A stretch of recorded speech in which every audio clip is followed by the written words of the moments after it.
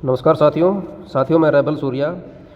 साथियों, आज की जो ये वीडियो है ये मैं डायरेक्ट डेडिकेट करना चाहता हूँ अटेली विधानसभा क्षेत्र के विधायक माननीय सीताराम जी, हरियाणा सरकार, सीएम मनोहर लाल खट्टर जी और डिप्टी सीएम दुष्यंत चौटाला जी और तमाम बीजेपी के नेता और जेजेपी के नेता जो हाल फिलहाल सरकार में है।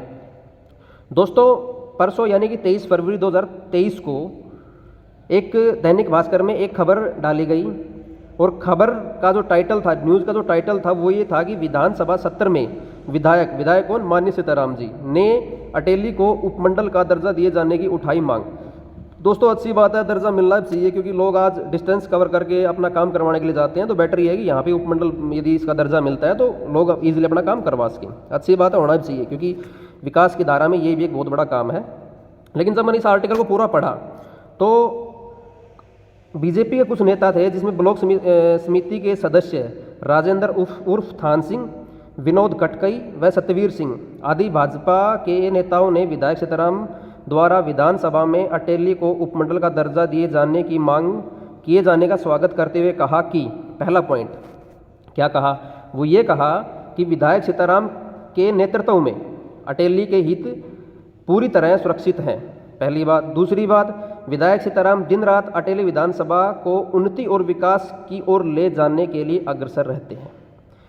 तो मेरा जो कंसर्न वो था वो सेकंड पॉइंट को लेके था, क्योंकि पहले पॉइंट में तो यही था कि उपमंडल का दर्जा दिया जाना चाहिए, I agree with this point, but the second point is विधायक जिस विधानसभा को उन्नति और विकास की ओर ले जाने के लिए अग्रसर रहते हैं। तो मेरा यहाँ पे ये कंसर्न है कि पहली बात तो ये जो भाई साहब हैं तीन, जिन्होंने इनके सीताराम जी के बारे में बताया कि ये हमेशा विधायक साहब जो है उन्नति और विकास की सोचते हैं। तो अब मेरा जो पॉइंट है वो ये है साहब कि आपके कार्यकाल को लगभग 4 साल पूरे हो गए, लेकिन 4 साल में क्या बजट पास, हर साल बजट पास होते हैं, हर वर्ग के लिए लगभग हर फील्ड के लिए बजट का पैसा आता है, लेकिन जब ऑन द ग्राउंड बात करते हैं तो ऑन द ग्राउंड ऐसा नहीं कि पूरा पैसा या हर जगह लगता है, नहीं। मेरे पास यदि एग्जाम्पल की बात करें तो मेरा जो गांव धड़ौंदा है जो कि विधानसभा क्षेत्र अटेली के अंतर्गत ही आता है, तो भाई साहब ये मानो कि 4 साल में ना तो कभी विधायक साहब ने गांव में आके ये पता किया कि लोगों की समस्या क्या है। दूसरी बात, 4 साल में गांव वाले आज भी ये बात कहते हैं कि भाई साहब सूर्या गांव में कोई ईंट तक नहीं लगी है। तो साहब वो कहाँ तो बजट गया, कहाँ आपकी सारे वो वादे जो आप वोट इलेक्शन या इलेक्शन लड़ने से पहले आपने किए थे। ये तो साहब 5 साल का मेला है, आज 1 साल और बची है, अगले साल इलेक्शन होने हैं, कल फिर आप इलेक्शंस के टाइम पे आओगे कि ये कर देंगे वो कर देंगे। तो साहब इस चीज़ का ध्यान रखना। अब की बार ऐसा नहीं कि लोग अवेयर नहीं है, लोग बोलते नहीं है, ठीक है, आपकी जो गुलामी करते हैं वो नहीं बोलते होंगे, मेरे को उससे कोई दिक्कत नहीं है, लेकिन साहब आप ये बता दो 4 साल में आपने क्या काम करवाया। अभी भी लगभग जो NH11 का जो रोड, NH11 जो रेवाड़ी होते हुए आगे जो नारायण रोड जा रहा है, तो यहाँ से जब अटेली के जो गाँव उड़िंदा है वहाँ से जो एक रोड 4 लाइन पास हुआ था, वहाँ पे आपने क्या किया क्या नहीं किया हमें नहीं पता, लेकिन वहाँ पे आज भी जो पाइपलाइन दाबी गई थी सप्लाई के, जो कुछ गांवों में पानी का सप्लाई का जो पानी जाना था उसके लिए लोहे के पाइप दाबे गए थे कुछ टाइम पहले जब रोड का काम चल रहा था। लेकिन आज ऑन द ग्राउंड वहाँ पे जाके देखो आप तो सारे के सारे पाइप उखड़े पड़े हैं, मतलब कोई टूट गया कोई फूट गया। कल आप वही पाइप दोबारा वहाँ पे डालोगे ग्राउंड पे, लेकिन वो जो पैसा है वो किसका पैसा है साहब, ये आम जनता का पैसा है। आपको सैलरी मिलती है या किसी को सैलरी मिलती है वो आम जनता के पैसे से मिलती है साहब, तो ये आम जनता का भी हक है आपसे पूछने का। तो उसी एक मुद्दे से लेके मैं भी एक आमजन हूँ, भारतीय हूँ मैं, और मेरा गांव धड़ौंदा है, विधानसभा क्षेत्र अटेली के अंतर्गत आता है। तो इस एक हक के कारण, इस ये है मेरे एक राइट है, इस राइट के अकॉर्डिंग मैं आपसे पूछ रहा हूँ कि आपने 4 साल में क्या किया।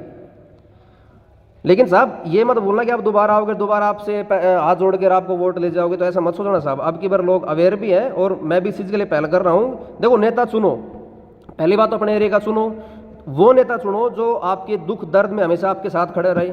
लेकिन साहब आपकी तो वो बात है, जब 5 साल शुरू होती है आपकी, विधायक बन गए तो उस टाइम तो पहले आप पैरों में पड़ते हो, हाथ जोड़ते हो, वोट दे दो वोट दे दो, जीतने के बाद में ग्राउंड पे कभी जाके देखते नहीं। किसी जनता ने, इसी मेरे सारे जो भाईचारा मेरा विधानसभा से, जो मेरे क्षेत्र से जो भाईचारा आता है, चाहे वो अटेली हो चाहे कोई और अदर MLA हो, किसी सब की बात कर रहा हूँ, कोई भी हो, लेकिन यहाँ मेरा कंसर्न सिर्फ इसलिए है कि बिकॉज मैं इस एरिया से आता हूँ।